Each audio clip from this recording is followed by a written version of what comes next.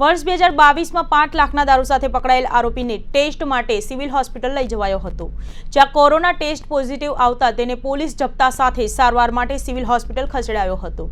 આ દરમિયાન તે ફરાર થઈ ગયો હતો, જેને ક્રાઇમ બ્રાન્ચે ઝડપી પાડીને કાયદેસરની કાર્યવાહી હાથ ધરી છે।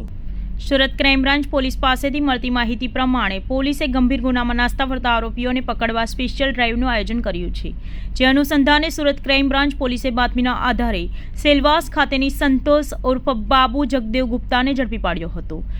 પકડાયેલ આરોપી વર્ષ 2022માં 5 લાખના દારૂ સાથે રાંદેર પોલીસ મથકમાં પકડાયો હતો, ત્યારે સિવિલ હોસ્પિટલમાં આરોપીને ટેસ્ટ માટે લઈ જવાયો હતો, જ્યાં કોરોના ટેસ્ટ પોઝિટિવ આવતા તેને પોલીસ જાપ્તા સાથે સારવાર માટે નવી સિવિલ હોસ્પિટલના કોરોના વોર્ડમાં દાખલ કરવામાં આવ્યો હતો। ત્યારે આરોપી પોલીસની નજર ચૂકવી વોર્ડની લોખંડની બારીના સળિયા તોડીને નાસી છૂટ્યો હતો। આ બાબતે ખટોદરા પોલીસ મથકમાં ફરિયાદ નોંધાઈ હતી। ઉલ્લેખનીય છે કે પકડાયેલ આરોપી તારીખ 17/2/2023ના રોજ પોતાના અન્ય સાગરિકો સાથે મળીને મુંબઈ અમદાવાદ નેશનલ હાઈવે ઉપર ટ્રકનો પીછો કરીને ટ્રક રોકીને ડ્રાઈવરને ઘાતક હથિયાર બતાવીને અપહરણ કર્યું હતું અને ટ્રકમાં રહેલ 78.92 લાખના પાર્સલ, રોકડા રૂપિયા અને મોબાઈલ ટ્રક મળીને 93.12 લાખની લૂંટની ઘટનાને અંજામ આપ્યો હતો।